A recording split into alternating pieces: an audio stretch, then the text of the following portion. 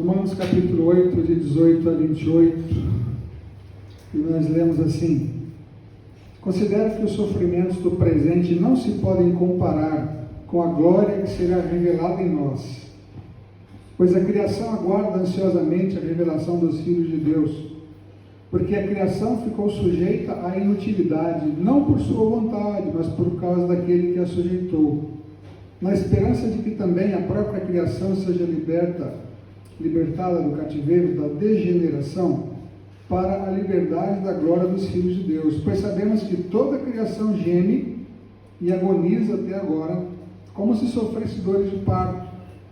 E não somente ela, mas também nós, que temos os primeiros frutos do Espírito, também gememos em nosso íntimo, aguardando ansiosamente nossa adoção, a redenção do nosso corpo. Porque fomos salvos na esperança, mas a esperança que se vê não é esperança, pois como alguém espera o que já está a ver?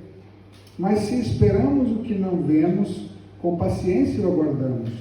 Do mesmo modo, o Espírito nos socorre na fraqueza, pois não sabemos como devemos orar, mas o próprio Espírito intercede por nós com gemidos inexprimíveis, ou que não se expressam com palavras. E aquele que sonda os corações sabe qual é a intenção do Espírito, e ele intercede pelos santos, segundo a vontade de Deus. Sabemos que Deus faz com que todas as coisas concorram para o bem daqueles que o amam, dos que são chamados segundo o seu propósito. Um texto muito rico, e aliás todo o capítulo 8 de Romanos é muito rico, não é? Mas, obviamente, toda a carta de Paulo aos Romanos é importantíssima, é como se fosse um resumo daquilo que ele pregava. Do capítulo 1 até o capítulo 11, Paulo trata de temas teológicos profundos, e só do 12 até o final ele se dirige mais especificamente à igreja de Roma. Essa carta foi escrita aí à volta do ano 55 do primeiro século, no início da igreja cristã, e ele escreve a um grupo de pessoas que provavelmente não conhecesse a grande maioria. Há uma teoria de que essa igreja, os irmãos já me ouviram falar isso, que essa igreja tenha sido iniciada por prosélitos judeus convertidos lá no dia de Pentecostes.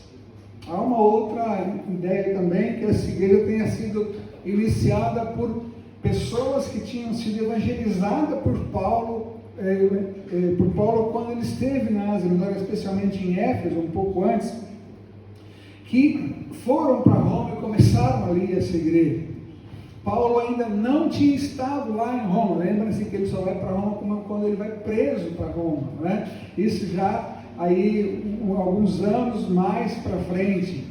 E Paulo escreve então para essa igreja, por ser uma igreja importante, uma igreja que estava na capital do império, por ser uma igreja constituída na sua maioria por gentios, pessoas que não eram judias, né, não eram do povo judeu, e que precisavam conhecer mais profundamente as doutrinas do evangelho que ele pregava. Ele então escreve essa carta com esse intuito, claro, dirigido por Deus, inspirado pelo Espírito Santo. Ele escreve essa carta.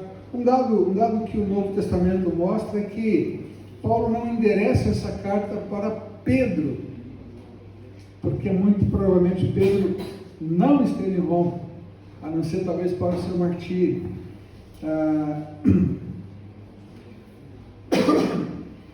Ele então escreve essa carta, e nesse capítulo 8 ele trata desse assunto, nesse texto que acabamos de ler, não é? Ele mostra para nós aqui, irmãos, algumas situações que nos levam a conhecer melhor o nosso Deus.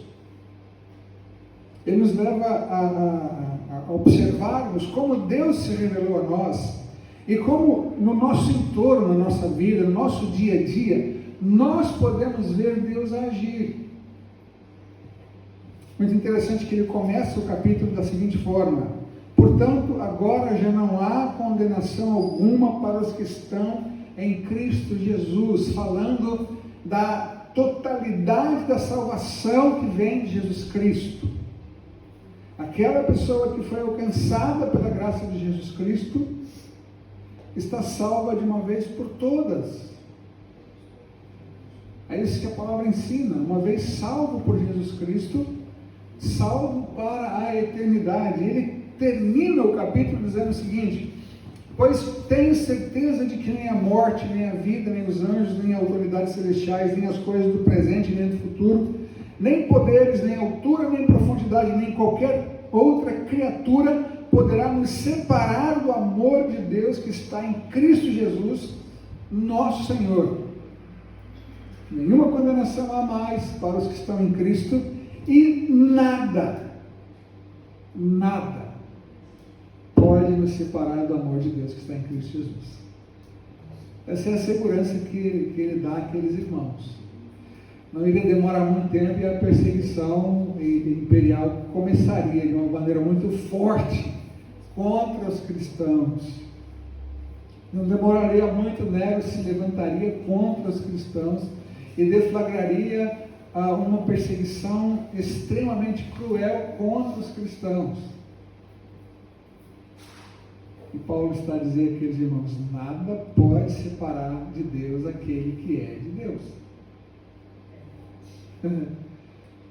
Aquele que já foi alcançado pela graça de Jesus Cristo estará com ele eternamente. Amém.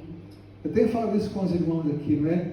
A nossa visão, a nossa dimensão de vida deve transcender a essa vida.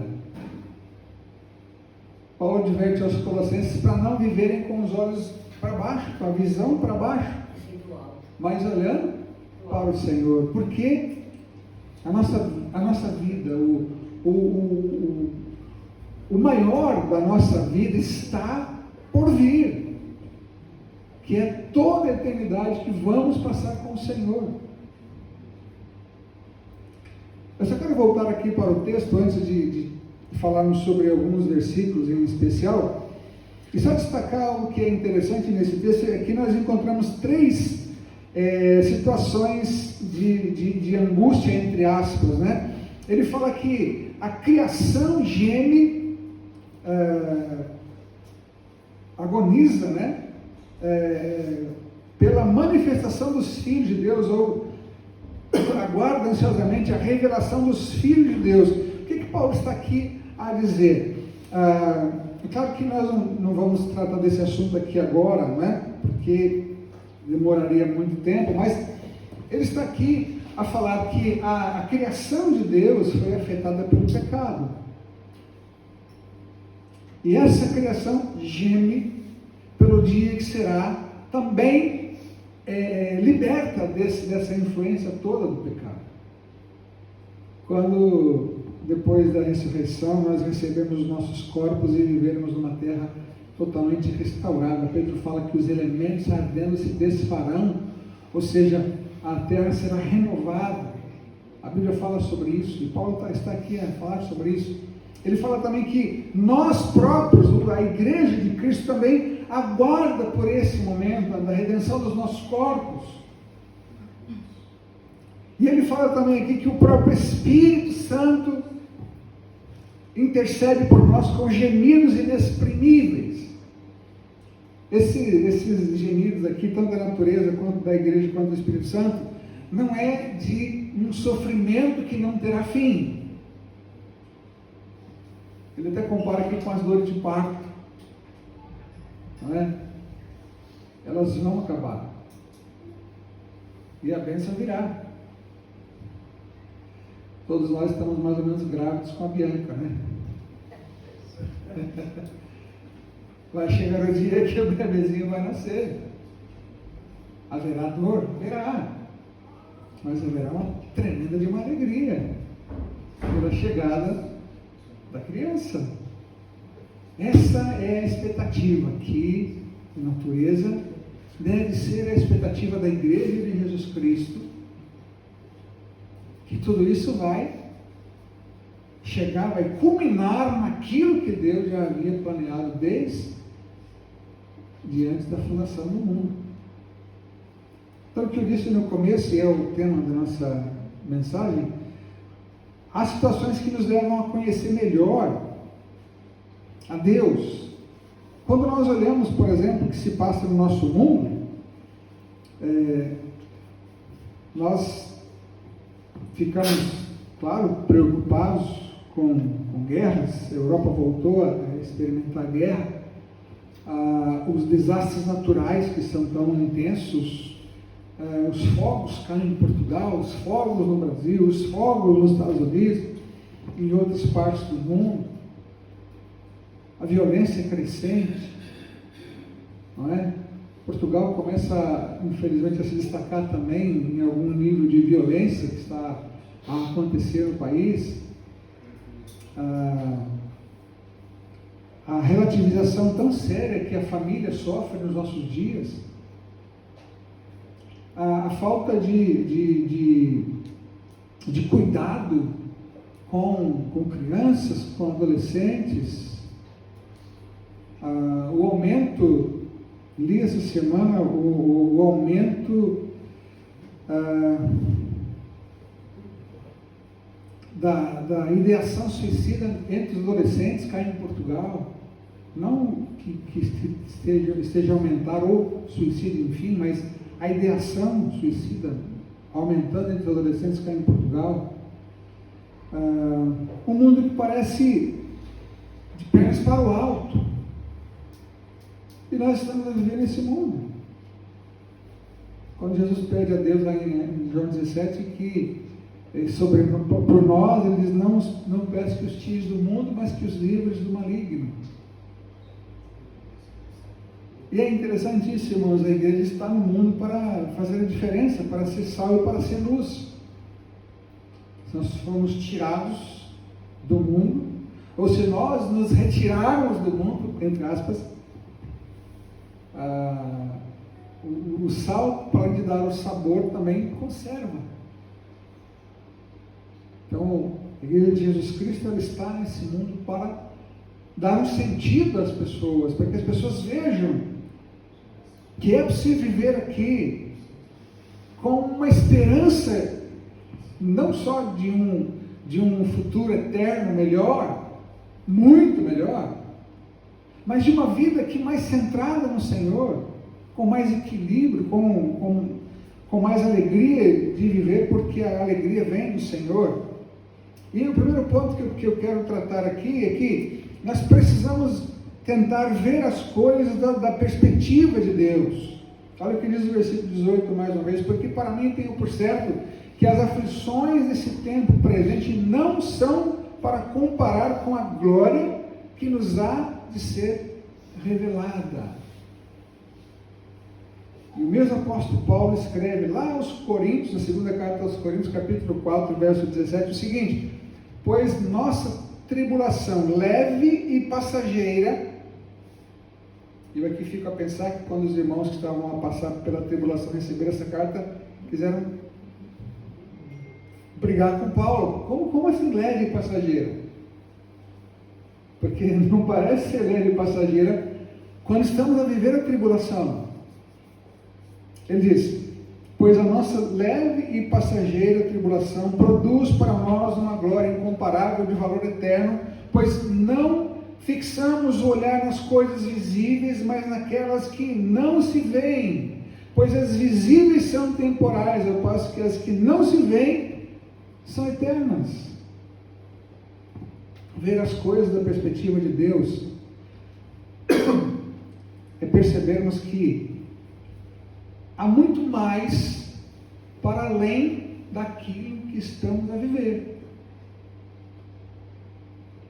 Ver as coisas da perspectiva de Deus é acreditar que eu só consigo ver uma parte ínfima daquela situação. E que muitas vezes, na maioria das vezes, eu só consigo me fixar na parte ruim daquela situação. Eu talvez não consiga ver como Deus vê, né? Deus vê de um plano muito superior e completo. Nós vemos de um plano muito inferior e incompleto. Nossa visão geralmente é muito pequena e limitada.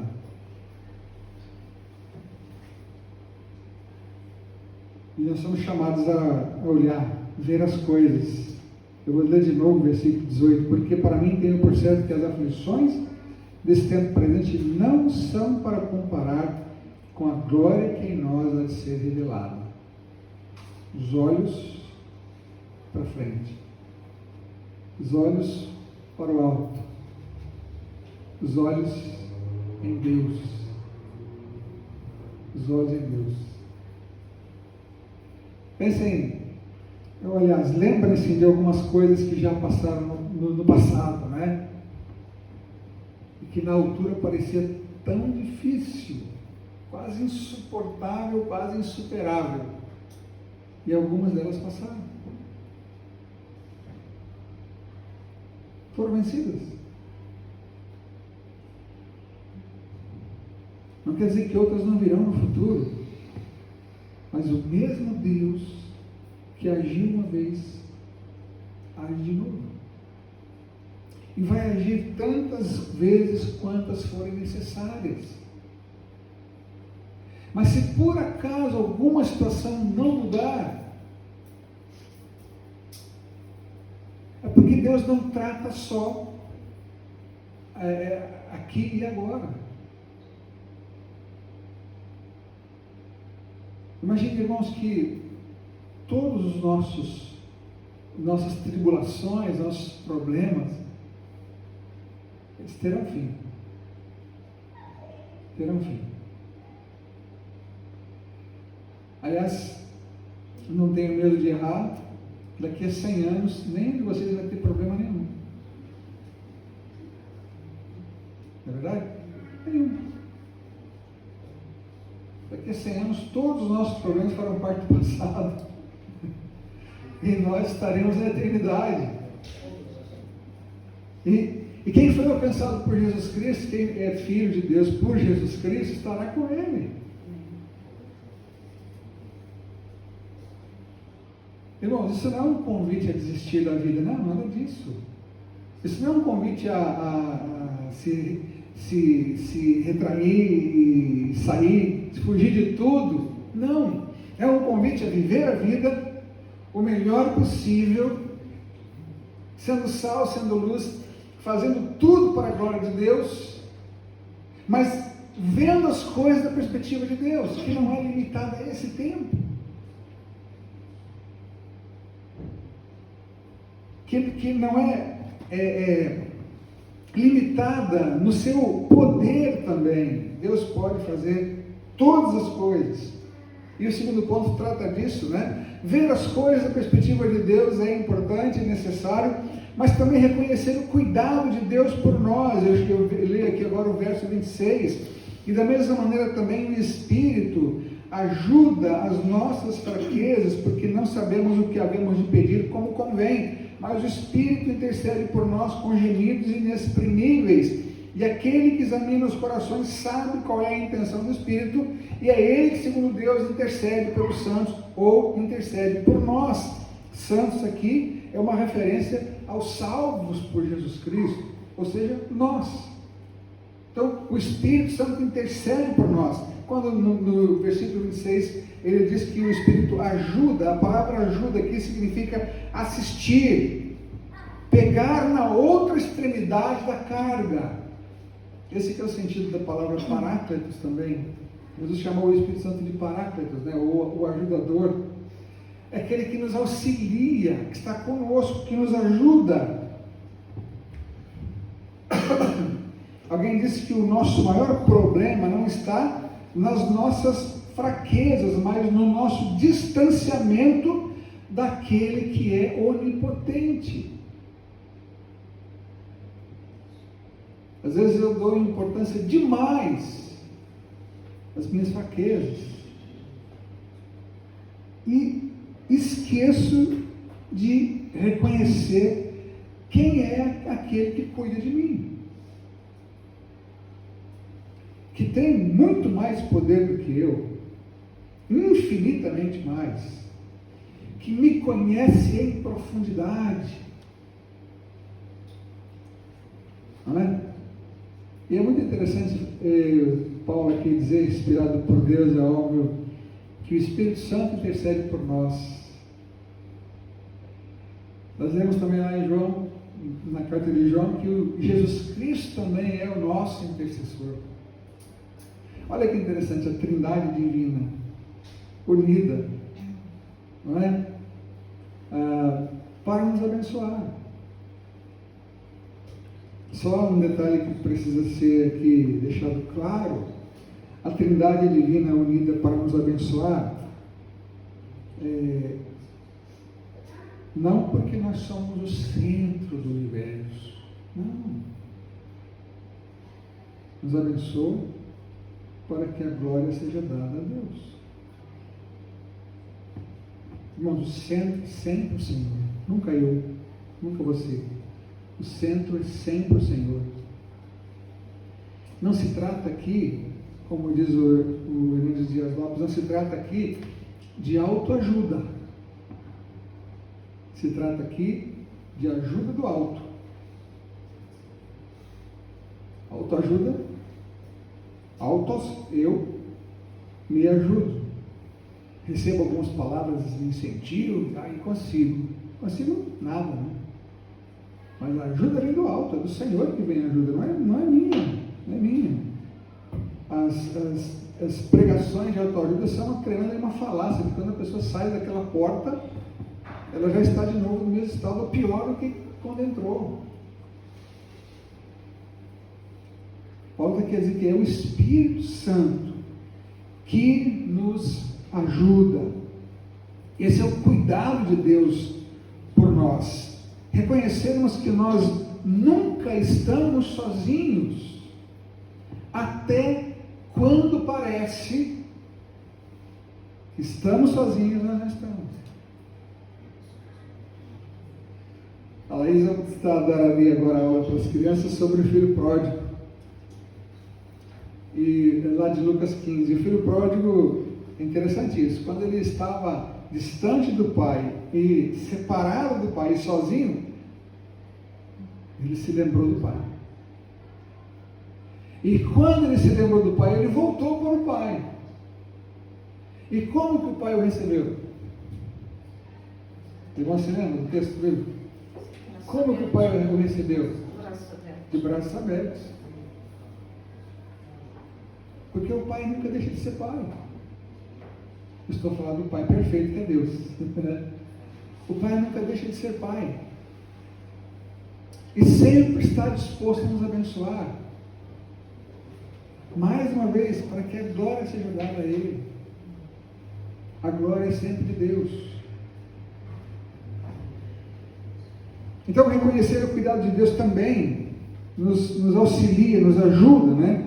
A conhecermos melhor a Deus. Também acreditar e descansar na soberania e nos desígnios de Deus. Verso 28. Sabemos que Deus faz com que todas as coisas concorram para o bem daqueles que o amam, daqueles que são chamados segundo o seu propósito. Aqueles que são do Senhor, pertencem ao Senhor. Deus faz com que tudo concorra para o bem deles. Ainda que nós não percebamos algumas coisas que nos acontecem. Irmãos, não é por causa da minha falta de capacidade de perceber que Deus será diminuído. Não é por isso. Porque Deus sempre é Deus. Como eu disse, às vezes nós não percebemos as coisas, mas o texto está a dizer: sabemos que Deus faz com que todas as coisas concorram para o bem daqueles que o amam, dos que são chamados segundo o seu propósito. Há uma história missionária muito interessante, eu não vou lembrar nomes, portanto não vou citar para não errar, mas de um casal missionário que foi pregar o evangelho numa aldeia, ficou nessa aldeia por algum tempo, e essa aldeia se rebelou contra eles, e matou o casal de missionários. Seus filhos que tinham ficado no país de origem se revoltaram com aquela situação, porque meus pais foram para pregar o Evangelho e foram mortos por essa tribo. E passaram-se assim uns 30 anos. E um dia, numa conferência missionária, estavam lá os filhos desses missionários a participarem, porque também se envolveram de alguma forma na obra de Deus. E naquele encontro missionário, várias pessoas daquela tribo estavam lá, deram o testemunho da conversão deles, pelo impacto que teve a vida daqueles missionários que foram mortos naquela tribo. E os filhos que perderam os pais reconheceram que sim, Deus faz com que todas as coisas concorram para o bem.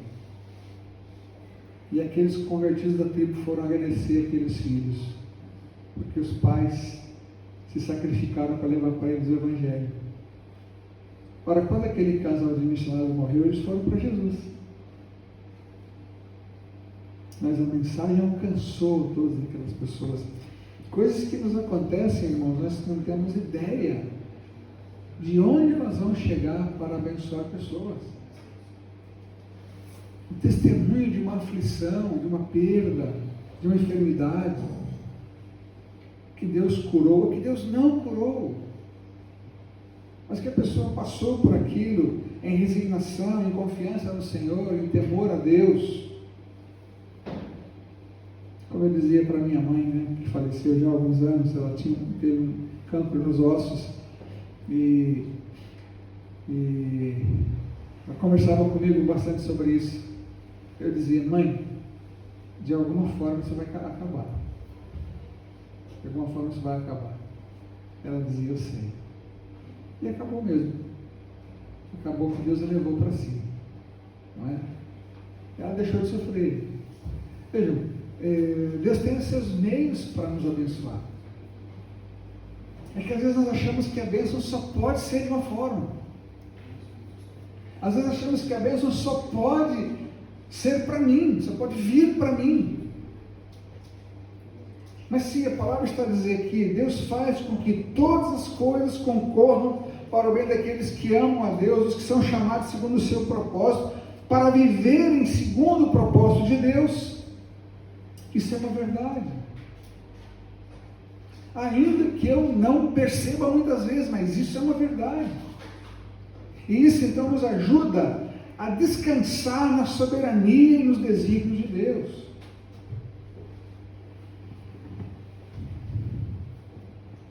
Isaías 55:9 diz assim: porque assim como o céu é mais alto do que a terra, os meus caminhos são mais altos do que os vossos caminhos, e os meus pensamentos mais altos do que os vossos pensamentos. E graças a Deus por isso, irmãos, porque se Deus tivesse limitado aos meus pensamentos, eu estaria frito, desculpa a expressão. Os pensamentos dele são muito maiores. É importante dizer que a história não está à deriva, mas está nas mãos do nosso Deus. Especialmente a nossa história de vida não está à deriva.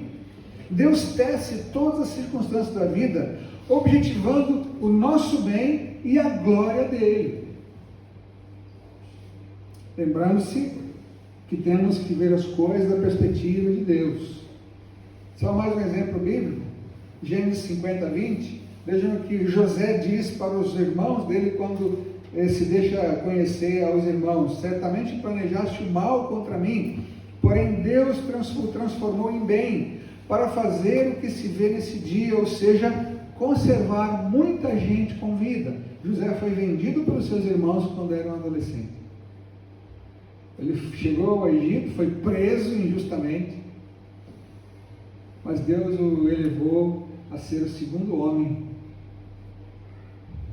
no Egito, em importância. Se ele fosse pensar: a minha vida acabou, Deus esqueceu de mim. E de fato deve ter pensado, né?